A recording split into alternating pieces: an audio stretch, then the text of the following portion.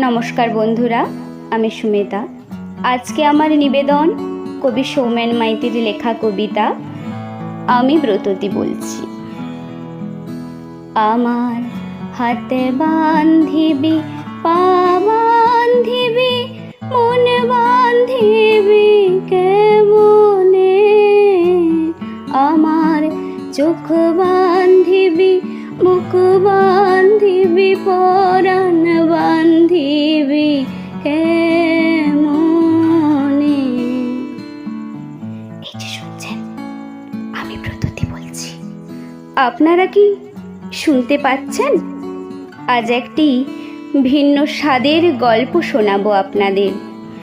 কোনো জাতিভেদ নয়, আমি সাম্যবাদের কথা বলছি। আমি বলছি সেই সব মেয়েদের কথা যারা আজ শত সহস্র